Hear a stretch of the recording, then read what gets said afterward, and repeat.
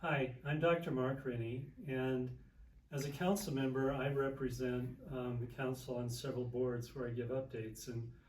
And with those updates, I've always gotten really good feedback on those. And so our council executive secretary, Jennifer, and I have decided to try and do those updates publicly. And so this is the first one of these. And so welcome, and this is for dated July 21st, and it will cover the last two council meetings. So in the last two meetings, we annexed some 90 tracts of county pockets that were completely surrounded by the city, and those are primarily north of King Soopers. The reason there's so many tracts in there is several of them are individual trailers through that area. But most of you are probably familiar with that area. We also annexed almost 200 acres the east of South Greeley Highway and north of Chalk Bluff Road. And this will be a 200-acre extension of Bison Business Park to the south. We've submitted a grant request for safety improvements at Pershing and Windmill, essentially where the little theater players are, or on the southwest corner of East High. We approved an engineering contract for design improvements on 18th Street from House to Schneider, and that's primarily for stormwater improvements in that area. We also renewed our annual funding for LEEDs, which is $100,000 a year. We approved, and this is an agreement with the South Cheyenne Sewer and Water District. Our existing agreements, we had two with them, but they were almost over 40 years old, so we were able to bring things up to date there. And nobody's going to really notice any difference, but that was kind of a big deal to us to get those updated and in place. We've added we prohibited the feeding of seagulls, or added that to the list of not being able to, prohibiting feeding waterfowl and ducks. And I guess apparently there was somebody over in the area of Henderson School that was leaving cat food out for seagulls, and it really was becoming a nuisance in the neighborhood. We'd gotten a lot of complaints from the neighbors. So, and apparently we've tried to talk to the individual and weren't able to work with them. So as a last resort, you cannot leave food out for seagulls any longer, in case you were wanting to do that. We approved a contract to paint the inside of the Spiker garage, and we're going to paint the walls white, so just to brighten it, make it lighter even during the night.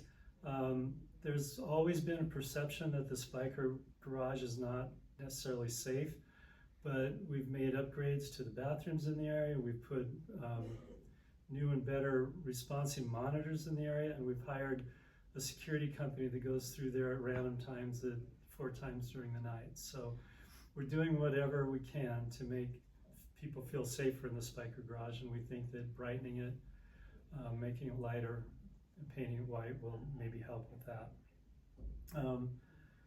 We also, along with painting, we approved a contract to paint 3 rail cars that are destined for the railway experience on 15th Street.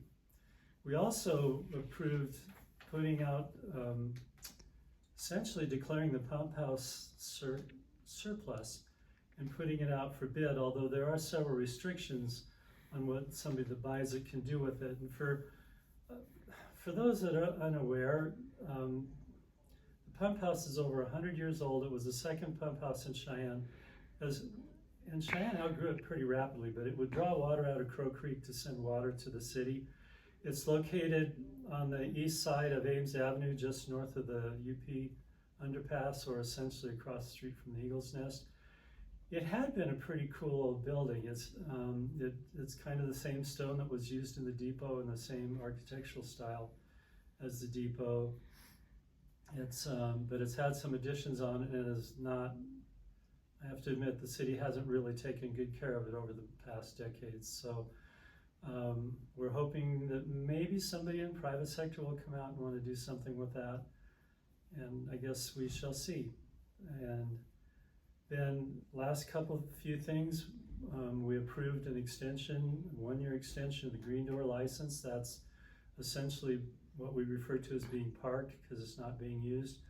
The state allows somebody to park their license for 1 year and then allows it to be parked for a 2nd year if the governing body approves. And I think there's some plans to do something with that, but with it being tied up, I think it's also tied up in I may be speaking out of turn, but I think it's tied up in a will, and it's just taking a long way to get through that process.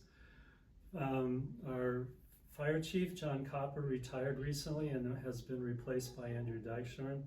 And I just want to say, having been around for a while, I've worked with several fire chiefs over the years. Our relationship with the firefighters union has never been better, and I would attribute a lot of that to the leadership of Chief Copper. So he will be missed, but I'd like to welcome Chief Dykshoorn. And lastly, we've received the May sales tax report. These usually lag a couple months behind. And it was May sales tax revenues were essentially the same as they were last year. So we're at least holding our own in that regard. So that's my report for the last month. I'll look forward to doing another one of these probably in mid-August. If you have any questions, you can always email the City Council offices, and Jennifer will get the question to the appropriate people. So thank you for listening. Talk to you next month.